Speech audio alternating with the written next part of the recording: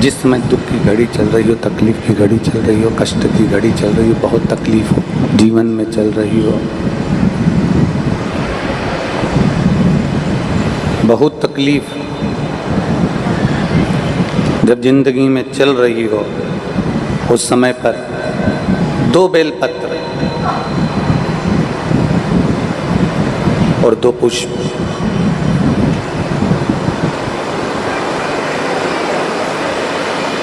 दो बेलपत्र और 2 पुष्प, एक पुष्प लाल लेना है, एक पुष्प लाल लेना है और एक पुष्प श्वेत लेना है।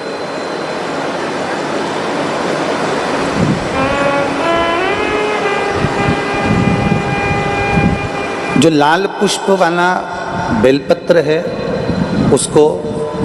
अशोक सुंदरी वाली जगह पर समर्पित करना है।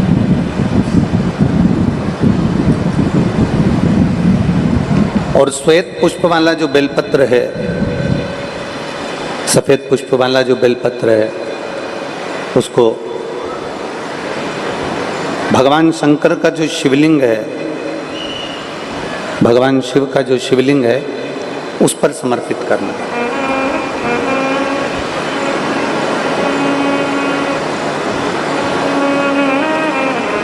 एक जो लाल बेलपत्र, लाल पुष्प का जो बेलपत्र है, लाल पुष्प वाला जो बेलपत्र है, लाल पुष्प का जो बेलपत्र है वो बेलपत्र अशोक सुंदरी वाली जगह पर, और श्वेत पुष्प का जो बेलपत्र है वो सफेद पुष्प वाला बेलपत्र भगवान शंकर के शिवलिंग पर समर्पित कर।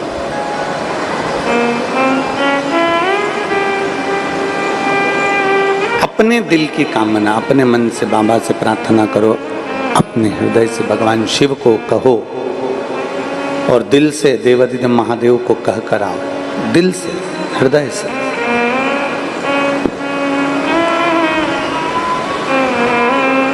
जब दिल से बाबा देवाधिदेव महादेव से कहोगे, हृदय से भगवान शंकर से प्रार्थना करोगे, तो देवाधिदेव महादेव सुनेंगे जरूर। शिव महापुराण की कथा कहती है कि विषम परिस्थिति में, तकलीफ की घड़ी में, विषम परिस्थिति में, तकलीफ की घड़ी में, कष्ट की घड़ी में, विषम परिस्थिति में प्रयास करो कि हम शंकर और पार्वती, शिव और पार्वती को पुकारें। विषम परिस्थिति हम भगवान शंकर और पार्वती जी का स्मरण करें। विषम परिस्थिति में हम देवाधिदेव महादेव और माता पार्वती का स्मरण करें। कई लोग कहते हैं कि गुरुजी हम शिव जी को जल चढ़ाते हैं और देवाधिदेव महादेव को जल चढ़ाते हैं, तो क्या पार्वती जी को भी जल चढ़ाने जाना पड़ेगा? पार्वती जी को भी जल चढ़ाने के लिए जाना है? शिव महापुराण की कथा कहती है, आप अगर हृदय रखकर जड़ ध्यान देंगे, जैसे ये शिवलिंग है, ये जलाधारी है, और अगर आप हृदय रखकर जब हम देवाधिदेव महादेव को जल चढ़ाते हैं, शंकर जी को जल चढ़ाते हैं, और वहीं जल चढ़ाते चढ़ाते आप अशोक सुंदरी वाली जगह अर्थात माता पार्वती जी का हस्तकमल और अशोक सुंदरी वाली जगह पर भी अपने जल को थोड़ी सी धार लगा देते हैं, तो शंकर और पार्वती दोनों को ही वो जल समर्पित हो जाता है। वैसे तो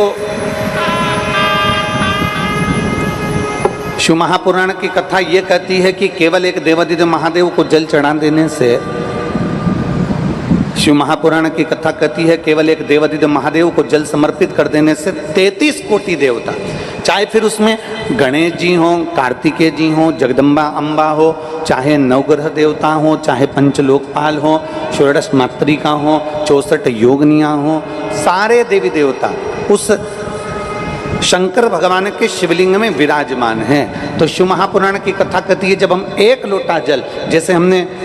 दूसरे दिन की कथा में एक बात कही थी कि अपने पितृदेव, अपने कुल देव, अपने ग्राम देव, अपने स्थान देव, अपने नगर देव, किसी भी देवता का अगर हम स्मरण कर रहे हैं और हमको नहीं मालूम कि हमारा कुल देवता कौन है, हमें नहीं मालूम हमारी कुल देवी कौन है, हमें नहीं मालूम हमारे पितृ कौन है, हमें नहीं मालूम कि हमारे स्थान देवता कौन से हैं, हमें नहीं मालूम कि हमारे खेड़े के देवता कौन से हैं, तो शिव महापुराण की कथा कहती है एक लोटा जल जब हम देवादिदेव महादेव को समर्पित करते हैं तो सारे देवताओं को वो जल प्राप्त हो जाता है और सारे देवता मिलकर हमारा कल्याण कर देते हैं।